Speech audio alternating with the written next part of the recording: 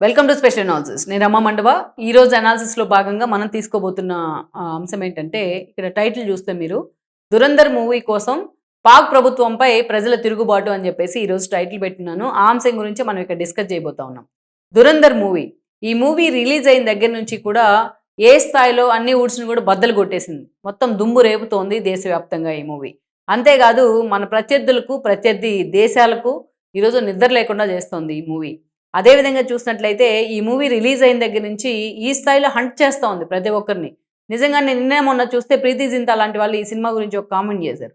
ఇప్పటిదాకా అందరూ ఈ సినిమా మీద ఇచ్చిన రివ్యూస్ కానీ, ఈ సినిమాకి సంబంధించిన ఒక పాజిటివ్ వైబ్ కానీ క్రియేట్ అయిందంతా ఒక ఎత్తు అయితే, ఆవిడ ఒకే ఒక్క డైలాగ్తో అందరినీ కూడా తన వైపు తిప్పుకునేలాగా చేశారు. ఆవిడ ఒక మాట అన్నారు ఈ సినిమా చూసిన తర్వాత, ఇది బార్డర్లో దేశం కోసం పనిచేసిన సైనికులకి 'దురంధర్' మూవీ ఒక ప్రేమలేఖ అని చెప్పేసి ఆవిడ కామెంట్ కూడా చేయడం జరిగింది. మనం దాని మీద అనాలిసిస్ కూడా చేసినట్టున్నాం.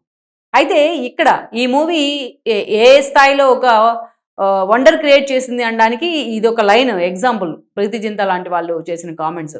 అజిత్ ధర్ చేతిలో నిజంగా ఒక చెక్కాడు ఆయన. ఒక శిల్పి రాయిని బద్దలు కొడితే ఏమీ శిల్పం రాదు. ఎంతో ఓర్పుతో చెక్కితోనే అందమైన శిల్పం బయటపడుతుంది అంటారు పెద్దలు. అలాగే ఆయన నిజంగా ఈ మూవీని 2 ఏళ్ల పాటు నీట్‌గా చెక్కుకుంటూ వచ్చారు. ఒక ఉరి అనుకుంటే ఆయన చేతిలోంచి వచ్చింది సర్జికల్ స్ట్రైక్స్. ఆ తర్వాత మనం చూస్తే ఆర్టికల్ 370. వీటన్నిటికంటే అతీతంగా ఈ సినిమాని ప్రజెంట్ చేసే ప్రయత్నం చేశారు. అందుకోసం ఆయన ఎంపిక చేసుకున్న నటులు గాని, రణ్వీర్ సింగ్ గాని, ఒక లాంగ్ గ్యాప్ తర్వాత ఈరోజు రణ్వీర్ సింగ్‌కి వచ్చిన హిట్ 'దురంధర్' మూవీతో. అంత ఈజీగా ఆయన ఒదిగిపోయిన తీరు నిజంగా ఆయన్ని మనం సెపరేట్‌గా ఇండియన్ ఏజెంట్ లాగా చూడలేం ఆ సినిమాలో. ఆ గడ్డము, ఆయన ఆహార్యము అంతా కూడా దాంట్లో హావభావాలు పలికించడం గ్రేట్ నిజంగానే. అదేవిధంగా చూస్తే అక్షయ్ ఖన్నా. ఇక అక్షయ్ ఖన్నాకు సంబంధించి ఆయన వేసిన డాన్స్ బిట్స్ కానీ, 'రెహ్మత్ జకైట్' పాత్రలో ఆయన ఒదిగిపోయిన తీరు కానీ, ఈరోజు ప్రపంచం మొత్తం మాట్లాడుతూ ఉంది అక్షయ్ ఖన్నా గురించి. ఇక కొంతసేపు అయినా సరే ఎస్పి చౌహాన్ పాత్రలో సంజయ్ దత్ కానీ, ఇక మిగతా అర్జున్ రాంపాల్ లాంటి వాళ్ళ నటులు కానీ, అంతకుముందు ఏదైతే కొన్ని యాడ్స్‌లో కమర్షియల్ యాడ్స్‌లో చైల్డ్ ఆర్టిస్ట్‌గా పనిచేసిన సారా అర్జున్ కానీ హీరోయిన్‌గా చేయడం. సో ఇవన్నీ నిజంగా ఆయన పర్ఫెక్ట్‌గా యాప్ట్ అయి ఉన్నాయి. సో ఈ సినిమాకి సంబంధించి ఇండియన్ సెంటిమెంట్స్‌ని, ఇండియన్ ఏదైతే తరపున పనిచేసే అధికారుల, సైనికుల సెంటిమెంట్‌ని గానీ, వాళ్ళు అదేవిధంగా పాకిస్తాన్ మన దేశం మీద దాడి చేసిన క్రమంలో టెర్రరిస్టులు 26/11 గానీ, కాందహార్ హైజాక్ గానీ, పార్లమెంట్ దాడి గానీ, ఆ సమయంలో వాళ్ళు మాట్లాడిన మాటలు ఎంత ఏదైతే ఇగోయిస్టిక్‌గా ఉన్నాయి, వాటిని ఎంత యాజ్ ఇట్ ఈజ్‌గా సినిమాలో ఇన్‌బిల్డ్ చేసే ప్రయత్నం చేశారాయన. అంతేకాదు పాకిస్తాన్‌కి మన శత్రువులు పాకిస్తాన్‌లో లేరు, ముందుగా భారతదేశంలోనే ఉన్నారు అంటూ అజిత్ దోవల్ పాత్ర వేసిన మాధవన్‌తో, అజిత్ సన్యాల్ పాత్రలో ఉన్నారాయన. ఆ పాత్రతో చెప్పించడం. ఇలా సందర్భానుసారంగా చాలా అద్భుతంగా సినిమాని తీర్చిదిద్దడం. కొన్ని హింసాత్మక సన్నివేశాలు ఉన్నప్పటికీ ఎమోషన్స్‌తోని కట్టిపడేసిన సినిమా. గతంలో ఏ బాలీవుడ్ డైరెక్టరు చూపించిన విధంగా ఆదిత్య ధర్ ఈ సినిమాని అంత టెంపో మెయింటైన్ చేయగలిగారు టిల్ ఎండ్ వరకు కూడా. అందుకే నెక్స్ట్ 'దురంధర్ 2' రాబోతోంది సీక్వెల్ మార్చ్‌లో అంటేనే ఇప్పటి నుంచే దాని మీద చాలా హైప్ కూడా క్రియేట్ అయిన పరిస్థితి ఉంది. తెలుగులో కూడా మైత్రి మూవీస్ ఈ రైట్స్ కొనుక్కున్నట్టున్నారు. 'Dhurandhar' movie Telugu rights. So అంత హైప్ క్రియేట్ చేసింది ఈ సినిమా.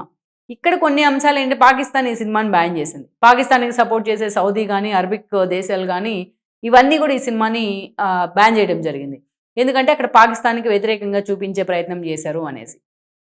లారీలో జరుగుతున్న హింసాత్మక సంఘటనలు కానీ, అదేవిధంగా గతంలో కాంగ్రెస్ ప్రభుత్వం ఉన్న టైంలో చిదంబరం ఆర్థిక మంత్రిగా ఉన్న సమయంలో ఆ రోజు జరిగిన స్కామ్ కానీ, ఏదైతే సెక్యూరిటీ థ్రెడ్ విషయంలో మనకి నోట్ల మీద ఉండే గ్రీన్ సెక్యూరిటీ థ్రెడ్ విషయంలో బిలారు కంపెనీ నుంచి బ్రిటిష్ కంపెనీకి అవకాశం ఇవ్వడం కానీ, పాకిస్తాన్‌కి కూడా అదే కంపెనీ సెక్యూరిటీ థ్రెడ్‌ని సప్లై చేయడం కానీ, ఆ తర్వాత మళ్ళా దాన్ని బ్యాన్ చేస్తే మళ్ళా చిదంబరం ఆర్థిక మంత్రి అయిన తర్వాత మళ్ళా తీసుకురావడం కానీ, సో ఇవన్నీ కూడా పాకిస్తాన్‌లో ఎలా ఒక ఎకనామిక్ క్రైసిస్ ఇండియాలో తీసుకొచ్చే ప్రయత్నం చేశారు.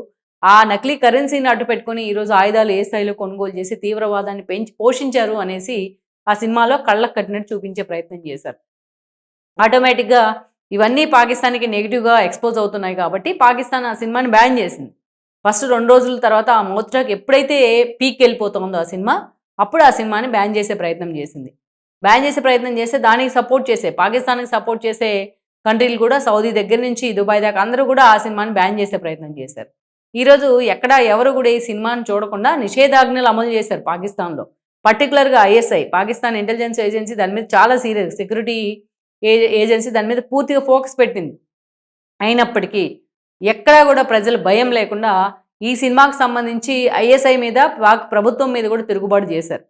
ఆల్మోస్ట్ 20 లక్షల మంది దీన్ని డౌన్లోడ్ చేసుకున్నారు ఈ సినిమాని పైరసీ నుంచి. ఈ సినిమా అఫిషియల్గా ఇంకా కూడా ఓటీటీ రైట్స్ ఇవ్వలేదు, ఏమి లేదు. అయినా సరే వివిధ రకాల పైరసీ సైట్స్ నుంచి దాదాపు 20 లక్షల మంది ఈ సినిమాని డౌన్లోడ్ చేసుకున్నారు. అది అధికారిక లెక్కలు చెప్తున్నాయి పాకిస్తాన్లో.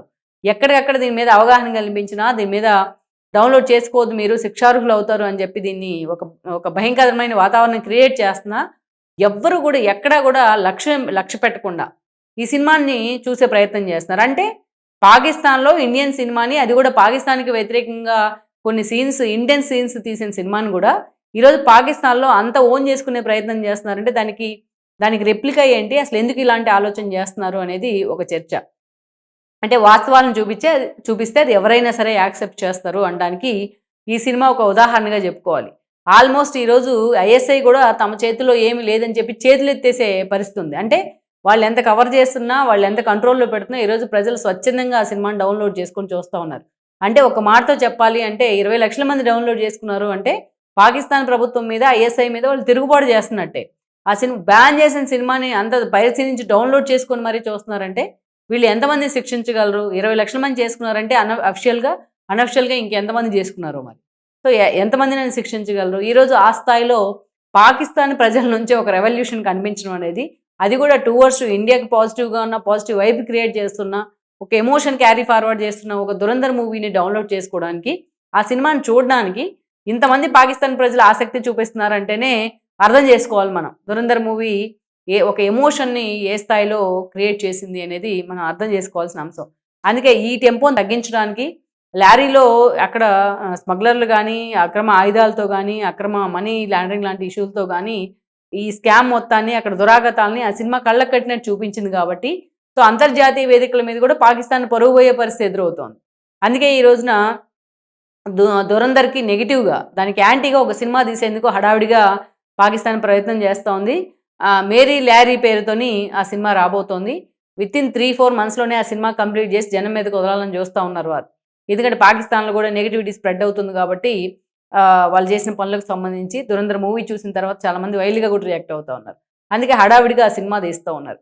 అయితే ఆ సినిమాలో మాజీ ప్రధాని బెనజీర్ భుట్టోని చాలా నెగిటివ్గా చూపించారు అన్న కారణంతో వాళ్ళ ఫ్యామిలీ మెంబర్స్ ఇప్పుడే కోర్టు మెట్లు ఎక్కినట్టున్నారు. అది కూడా ఒక కాంట్రవర్సీ అవుతూ ఉంది. మొత్తానికైతే దురంధర్కు పోటీగా మేరీ ల్యారీ పేరుతోని పాకిస్తాన్ సినిమాకైతే సిద్ధమవుతోంది. ప్రజల మనసులను మార్చే ప్రయత్నం చేస్తూ ఉంది, ప్రజలను ట్యూన్ చేసే ప్రయత్నం చిన్నగా జరుగుతూ ఉంది. కానీ అది ఎంతవరకు వర్కౌట్ అవుతుంది అనేది అయితే ఒక ప్రశ్న. మరి ఈ మూవీ రిలీజ్ అయిన ఒక వితిన్ 10 days 20 daysలోనే 20 లక్షల మంది అనఫిషియల్గా పైరసీల నుంచి తీసుకొని ఈ సినిమా చూస్తే డౌన్లోడ్ చేసుకొని, రాబోయే రోజుల్లో ఈ సినిమా ఇంకెంత ట్రెండ్ సెట్ చేస్తోంది పాకిస్తాన్లో అనేది మాత్రం ఒక నిజంగానే ఒక చర్చనీయాంశం అవుతున్న అంశం అని చెప్పాలి. సో దురంధర్కి ఇండియా వ్యాప్తంగానే కాదు, ఈరోజు పాకిస్తాన్లో క్రేజ్ పెరుగుతున్న తీరు మాత్రం ఇది ఒక అద్భుతం అనే మనం అనుకోవాలి. Please share, like and subscribe R24 Telugu YouTube channel.